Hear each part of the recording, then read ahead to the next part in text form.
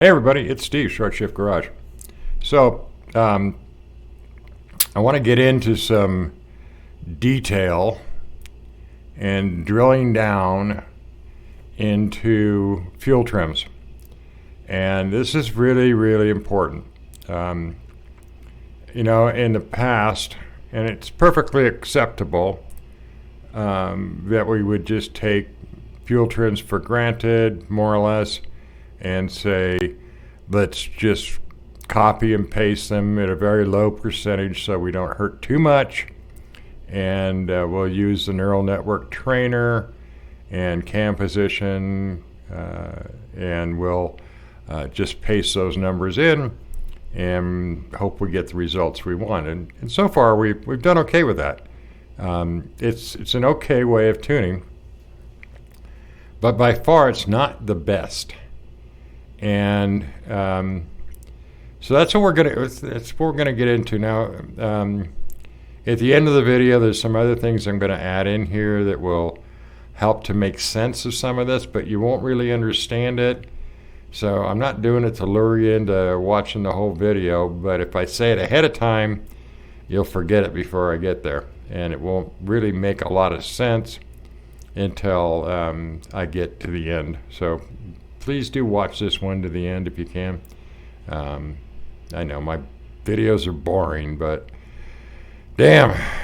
All right, so let's just get into this. Let's jump over to the neural network. The HP tuner scanner, and we'll take a look at a few things. So these are our fuel trims. I've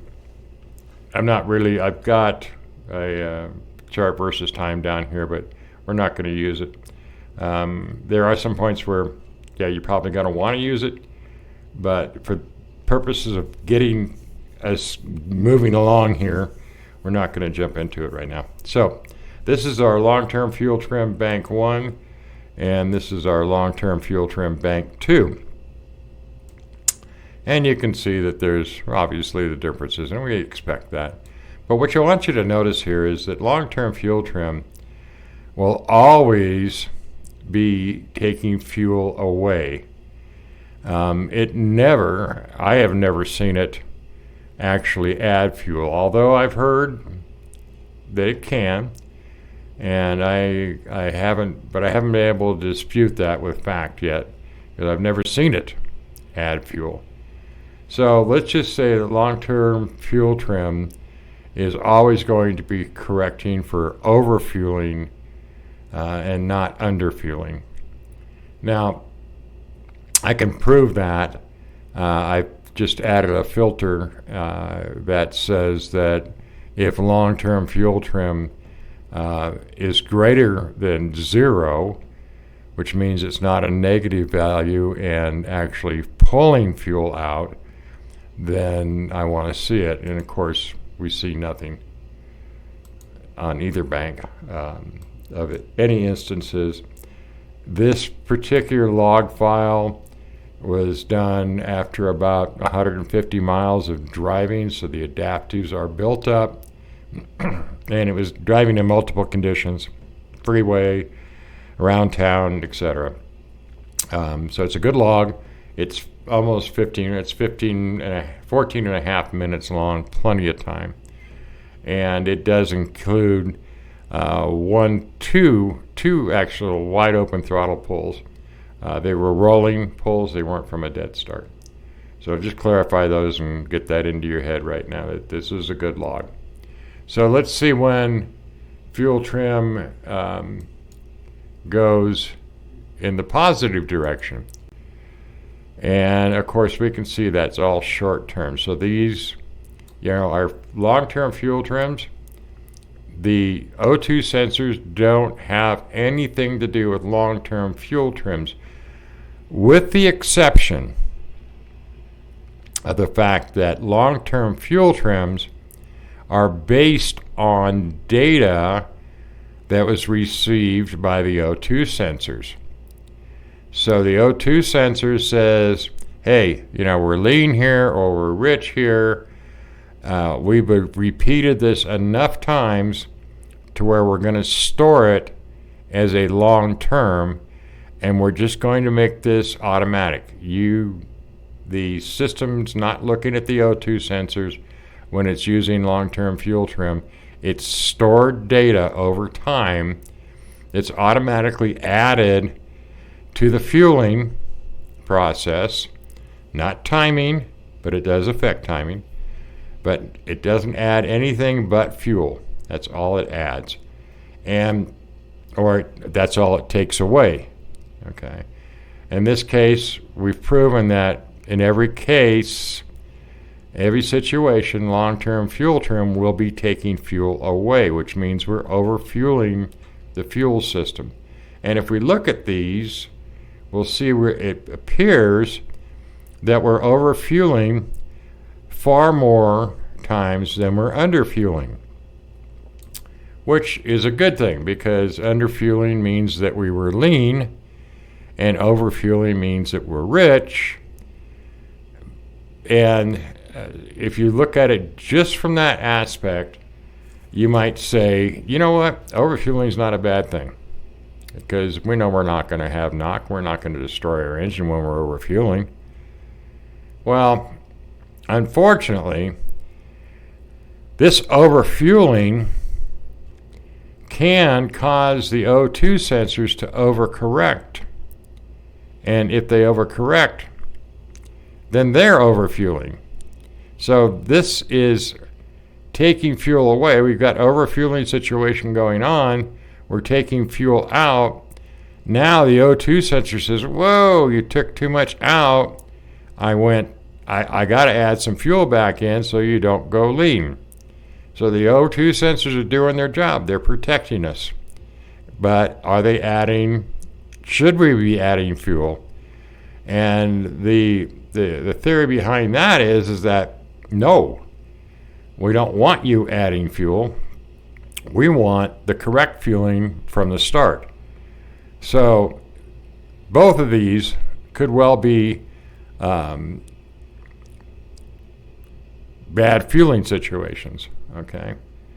So what the whole thought is behind modifying the VE tables is that you don't need fuel if you don't have air. Okay, so let's look at that. And we know that the VE tables are a estimate or a prediction of the amount of airflow you should have, but all those predictions are done at sea level. And that's fine if you're at sea level. Your fuel trims are going to look a lot different than mine. I'm at 4,000 foot elevation. I have 11% less oxygen in my air than you do. I should be running rich all the time. So then these predictions here of the fuel trims, the long-term fuel trims, pulling all this fuel out is probably right on the money. Yours probably don't look anywhere near as bad as mine do. So the VE tables have not changed since 2012. Those are lab predictions at sea level. And that's very important to understand. So now, it doesn't help us with our problem. Our problem here is, how do we fix this? How do we change this? How do we do it accurately and not upset the apple cart? So let's go to our short-term fuel trims. And we'll look at bank 2 over here, looking at bank 1 here. And we can see, yeah, okay, our short-term fuel trims are making a ton of corrections. They're making more corrections than the long terms are. And we need to do something about this. So what we have to do first is figure out, okay, when are these corrections happening, and are they relevant to VE table adjustments? And in a lot of cases, they're not. So let's just look at how often we go lean. And we'll look at bank 1, bank 2 here, and bank 1 over here. Again, we're using the same thing. I'm just saying the opposite this time. For short-term fuel trims, I want to see short-term fuel trims that are greater than 0. So it's the same thing as long terms. And I'm not looking at cell hits. I just said 0. We're going to look at all the cells. So some of these are one-off, but it's disturbing to see it because theoretically these are times when my engine was running too lean and it had to add fuel back in. And I don't want my engine running lean ever. That's not a good thing. Back in the day, the old hot rodding days, when we were out at the drag strip, we'd run these buggers lean and we'd have a spare engine. But we knew if there were times when the conditions, we didn't have all the fancy stuff to measure DA and everything else, but we kind of knew what it was. National Weather Service would give us something close and we'd estimate. But we'd run them lean, didn't care. We weren't running any water in them. We just let it go down the track, and at the end of the track, if the engine was burned up, then we'd swap another engine in, and hope we could do the same run twice. But anyway, I digress. And this is a long enough video as it is. So let's look at all of our trims, and these on the left side are the dirty trims. So I haven't done any filtering to this at all. When I clean them up, this is what I end up with. And these, my friends, are the trims when the engine is making torque. Okay, or it's under power, all right? So what did I do to get the clean trims? Well, we had a lot of other filters we used to use all the time, and they work fine for the methods that we were doing. And they produce some decent trims, decent tunes. Now, after reviewing multiple logs, I mean, you can't even believe how much time I spent. But what I found was that whenever the PCM demanded torque reduction or negative torque, and yes, you can't have an engine make negative torque. But whenever it demanded that, whether it be DFCO or whether it was torque management, whatever, it messed with the fuel trims. Now I'm in a torque reduction mode. I'm not putting pressure on this motor. I don't care if my fuel trims go lean or rich during those periods because there's no stress on the motor. It's in torque reduction mode. Basically, it's called brake torque. Okay, so if you downshift your car, it's going to go into a deceleration fuel cutout, and you're going to use the compression of the engine to slow you down. Well, you haven't got your foot on the gas. You got your foot out of it. So you're not giving any fuel, and anything that gets reported or any trims don't matter, okay? Because you're not putting any power, you're not putting any stress on the engine. Yeah, there's some stress, but so to speak, you're putting more stress on the drive shaft than you are the engine. All right, so what I did is I took actual torque, and let me show you. Here's a little trick. I don't know if I ever showed you this before or not. But you have log channels. Oh, this is all the channels, whether you logged them or not. It can get pretty confusing. Just go up here and say, hey, just show me my log channels. So I'll type in actual, and I get actual torque. Okay, that's the only thing I'm logging for torque right at the moment. There are other torque factors that you can put in together and average, and I may do that at some point. But right now I'm just using actual torque. So this is the PID for the actual torque. And then I say I only want to see fuel trims when actual torque is greater than 0. I don't want to see negative torque. And you trust me, if you go back to your logs, you'll find plenty of times when you'll be in a negative torque state.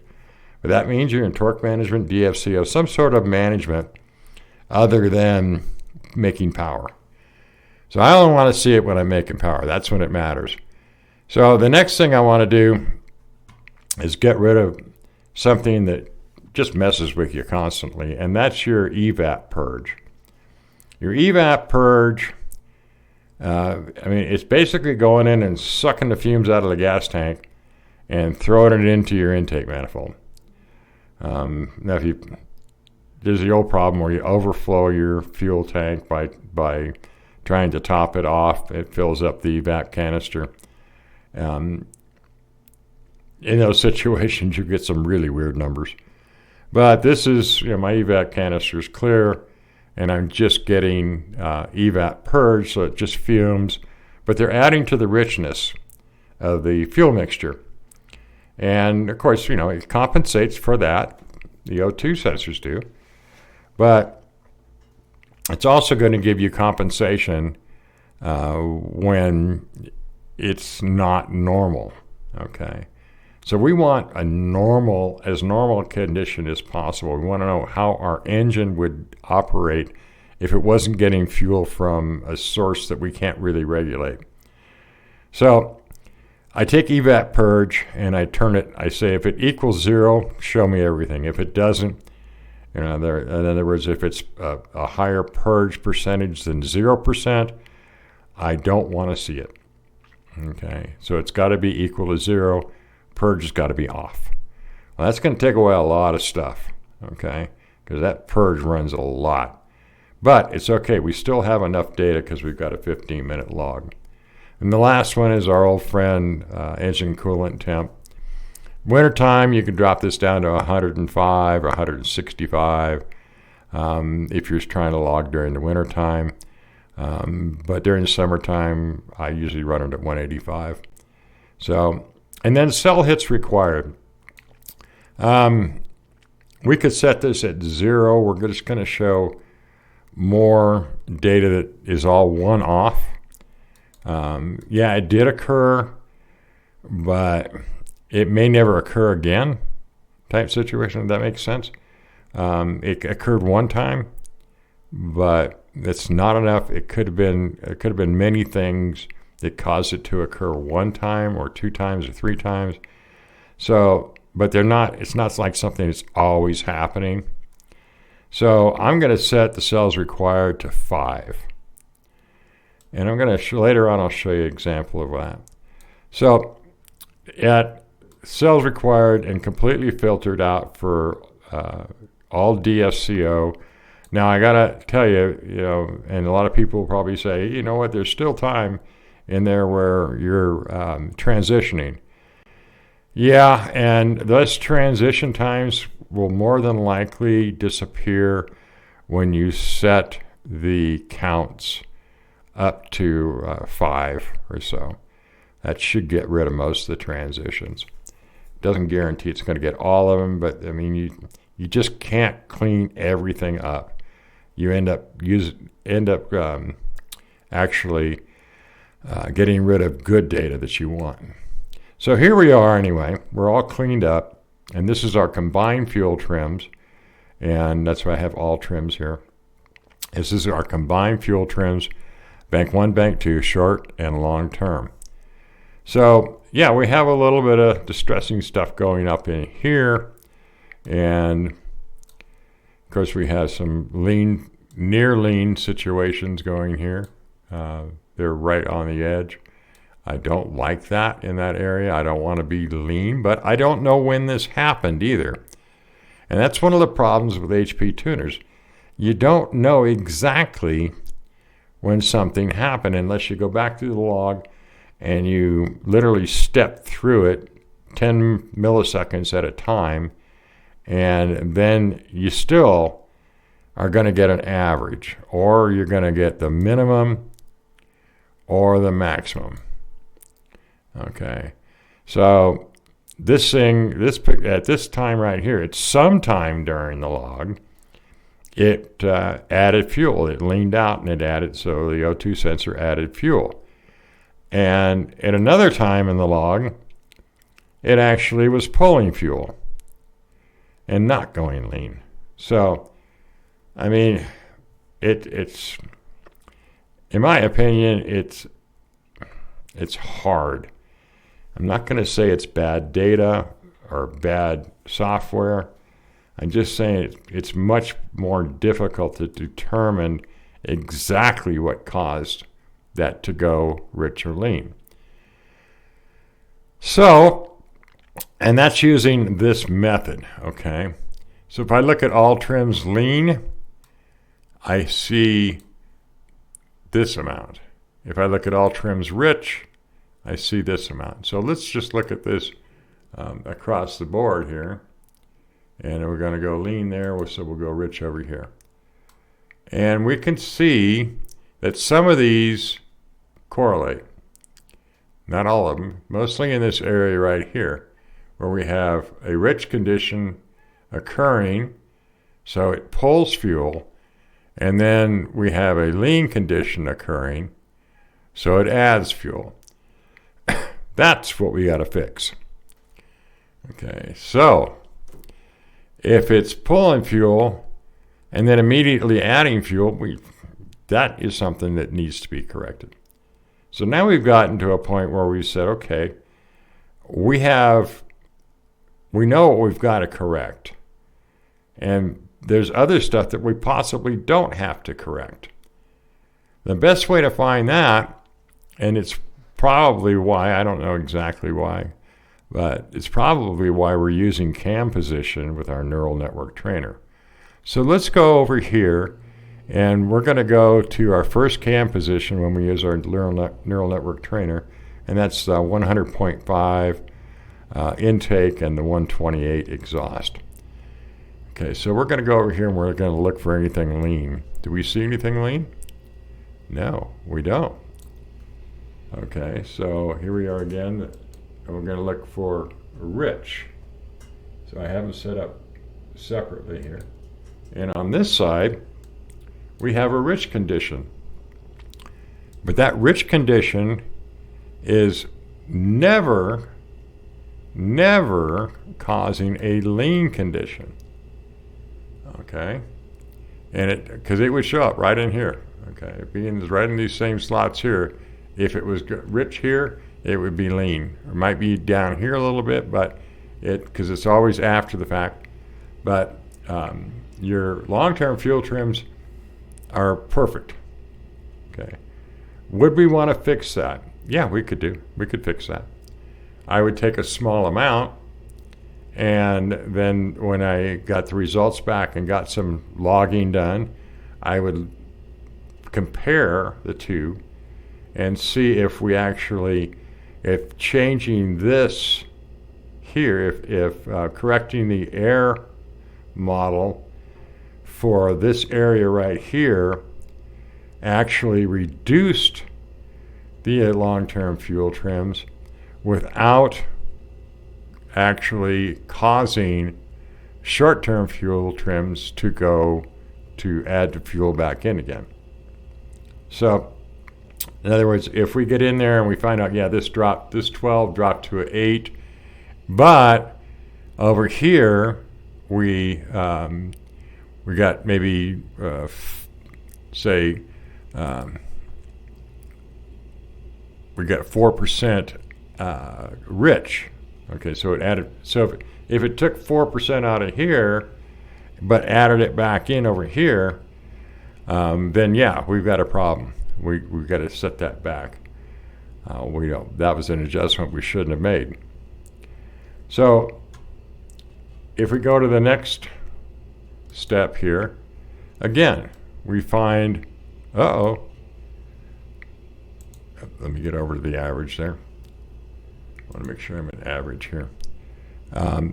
Here we are in average, and I've got a average fuel trim. It's pulling out almost 11% or 10.75% fuel, but it's not affecting the same area in by adding the fuel back in again.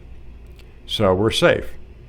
This down here is occurring. That's a real lean condition that occurred, and we need to fix that. We need to get it some more. We need to take away some of the air in the air model so that it actually adds the correct amount of fuel. So those would be adjustments. Okay, so we'd actually increase the air, and we would increase the air here. So let's go to the next one. So now we're at 122.106. So I want to be 122.106 lean. And now we're seeing a situation at 1926 where there is the possibility, all this stuff here, we don't have any fuel trims coming out here. So this is genuine condition that needs to be corrected. And this one here could have been caused by this. So we can take and look at max negative, and we'll get back to our 1926. Our max negative is going to be, our minimum amount of, you got to look at this as minimum and maximum. Minimum amount that we pulled out here was 0.043, and the maximum amount we pulled out over here, or in other words, the minimum amount that we ever took out is at, so we're 1926, 28, 1926, 28 is at 0.3. Okay, so there, it's so close that you could say that the change here was caused by taking too much fuel out. Okay, so we definitely want to correct this, but we don't necessarily want to correct this. I think if you take this out, this will get corrected. Okay, so let's go back to their averages here again. So in other words, at least this cell here has something to do with this cell. And you can pretty much bank on that. I won't guarantee it, but you can pretty much bank on it. So we would go ahead and probably make these changes, because this one here could also have something to do with this here. But what do you want to do? Well, we want to take out only about 25% of these. We don't want to take the whole thing out. And we want to verify that if we take 25% out of this one, it actually takes 25% out of this too. So if this shifts, that should shift. So are you seeing what I'm saying here? One should affect the other whenever the two line up. If they're by themselves and they don't have a corresponding fuel pull, then you can say, yeah, that is a lean condition that occurred, and the O2 sensor compensated for it. Probably overcompensated by a lot, but it compensated. So let's go to the next one. And this is all going to make sense. So I'm here at 1926. I got one down here. This can get corrected. That's no problem. I don't have a matching lean condition or fuel adding condition. But at 1926, I've got these two guys right here. These two here, yeah, they're conditions, and they could be leading up to this. There's no doubt about that, because it's going up in RPM. But since they're not going in either direction, I'd have to say that these are separate incidents. So here I'm at 1926.33. We'll go to 33. That's 6.432 it took out. It probably took out at 2.145 too much. Now, it probably wasn't that much, because the O2 sensors do tend to overreact. They'll overreact to the situation, add more fuel in than they need to. All they care about is whether they correct the problem. So here we are. Do we adjust this? Well, again, 25% should show you if you're going in the right direction. If you're not, then this will change along with it and make the problem worse. So, where are you going to take it out of, and what are we going to use for our trims? Well, we're going to use our long-term trims. We're going to fix those up. We're going to take 25% out of that, and we're going to see what it changes over here. If we add the two together, then it's not going to give us the results we want. We won't be able to track it. If we know we didn't touch short-term fuel trim, we only corrected long-term, then in the air model, we only accounted for that change, and we only did 25%, we should see it over here. So that's how you, now this one here, I think this one shows it pretty good. So that's rich, excuse me. I want to be at 145.85 on the lean side. Again, we have a lot of stuff lining up here. 1926, 2247, and so when the phaser is at max, then we're adding fuel, but it's not real severe. It's still the O2 sensor are still seeing lean conditions. It's not horrible. But again, what do we want to do? Is it taking it out that's causing a problem? And the suspicion is always, yeah, you pulled too much damn fuel out. All right, so now that we've kind of come to that conclusion that if you take too much fuel out, you're going to get a reduction, or you're going to go into lean condition, and the O2 sensor is going to add it right back in again. So that's what we're trying to stop. We're trying to stop it from ever getting to lean, so the O2 sensors aren't constantly adding fuel back in. And of course, anytime that it's related to a matching cell, so again, if there's fuel being removed and the end result is fuel being added, those are definite corrections that need to be made. Now, can you just go in here and just grab all this stuff here? And the answer to that is yes, you can, obviously. Okay. So we know that whenever we're running way too rich, we can say, hey, you know what? There's a reason for that. Let's get rid of some of this fuel reduction. Let's stop running so rich so that we don't have these major corrections that cause us to go lean. But you have to watch it, and you have to compare, because if you change these here and this side over here gets worse, then you've got to look at it from a different aspect. Now let's just take something here, for instance. Let's just pull this guy right here. 1926 at 43, so at 43. So I pulled out, or not that the system, long-term fuel trims that we accumulated over time, decided it needed to take out 8.361% of the fuel, and the immediate result was it added back in 6.735. So everybody says, well, you just take this and you add it to that, and that's going to be a result. No, that's not what you do. That's what we did in the past, and it works to a certain extent. But did we really correct the problem, and did we identify the issue? Probably that's the most important thing.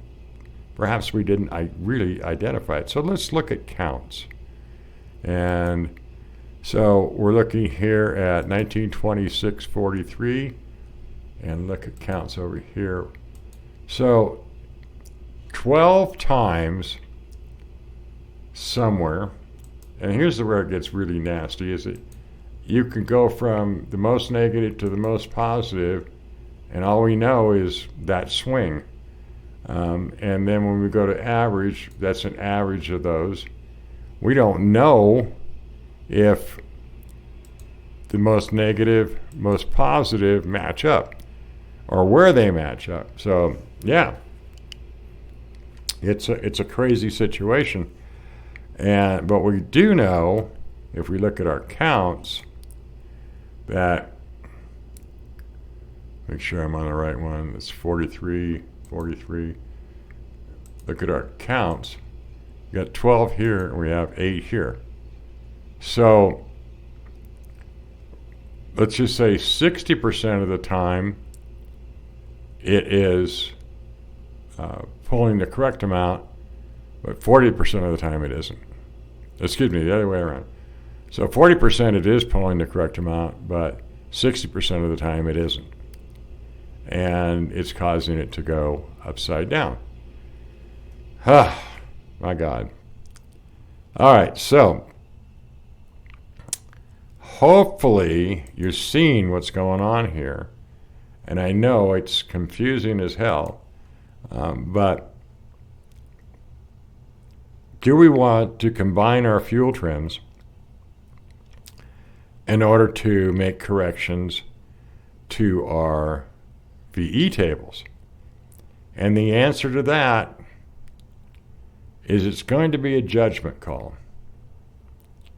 You're going to have to look at this and say, God, did that really happen? And then when you're looking at cells, you're going to take the time to scroll through and see when it's happening, when those situations occurred. But the problem with HP tuners is you can't look at each individual hit.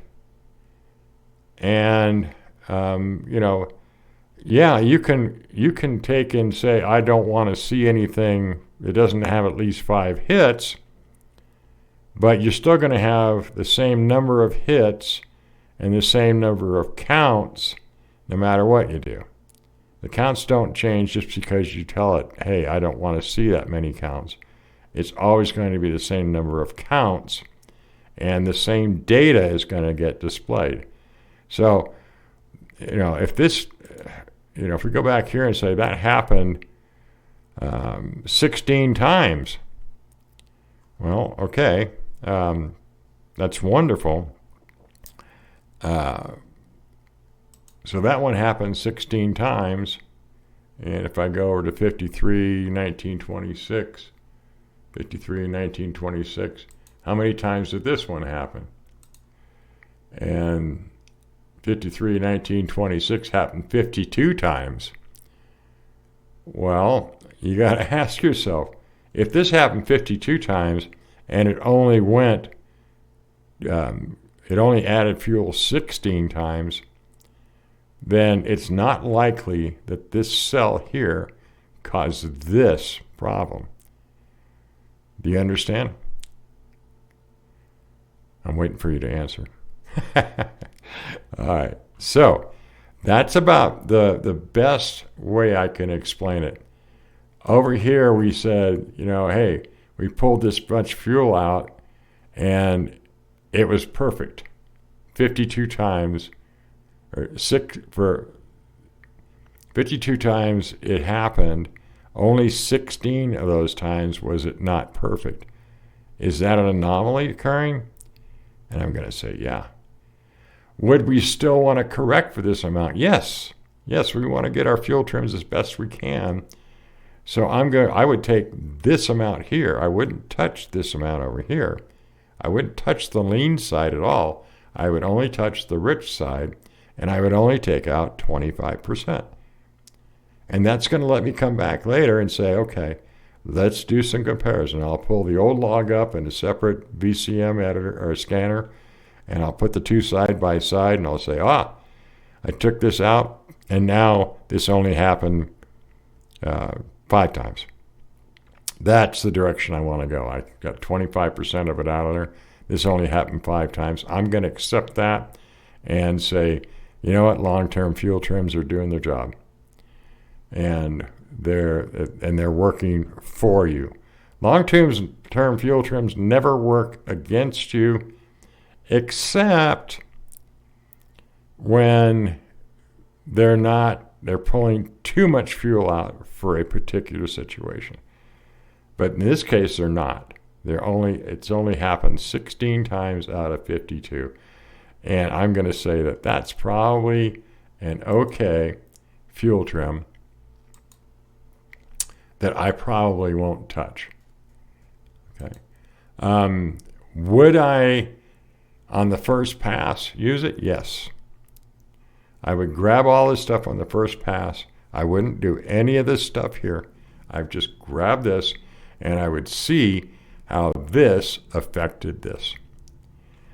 Okay? So I think we're getting to it. I think that's the best way I can explain it. So let me go back to the webcam here. There we go. All right. So as you can see, you can get really, really deep into this stuff. And as you can also see, some of the ways that we have traditionally done things when it comes to fuel trims may not have been the best. Did they work? Yeah, they worked. Did they work as good as they could have? Maybe not. Is it worth the time and the money to get this deep into it? Well, that's a hard one to answer. Because you could be a tuner, and you could be, once you get the knack of doing this, then you're going to be doing it very efficiently, and your tunes are going to be far better in the long run. And then it is worth it. At first, it's going to seem like, well, it's just way too much work. Why would I want to do all that work? I mean, this guy just paid me, $200. Well, if you're on a dyno and you have load control dyno, now a standard roller dyno is not going to do you any good when you're trying to tune for the street, which is where we're at with our fuel trims, because you know that when we're wide open throttle, fuel trims ain't happening. But when you're trying to tune a customer's car on your dyno, and you can manage load control, and you can actually, there's ways to manipulate your throttle through there's different softwares out there.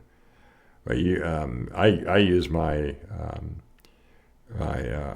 Autel, and I can set idle speed on a load to 35 miles an hour, and it'll be just fine. I just set my throttle position, change the throttle position, so I'm doing 30. So anyway, that maintains a perfectly steady state, and boy, then you can actually really work the trims over well. The other thing that comes into play, and this is where I was alluding to at the beginning when I said watch this whole thing, emissions and emission controls, as far as a PCM is concerned, are buried deep in the system.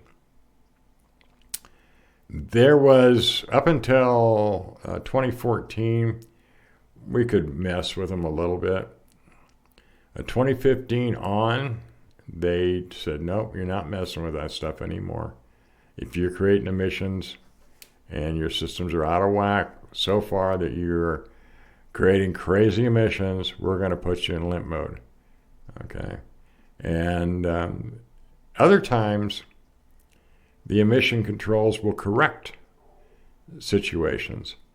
And you're out there, you're making some adjustments and you're fine tuning, and you suddenly realize my stuff's not changing anything. I'm making changes, but there's no effect.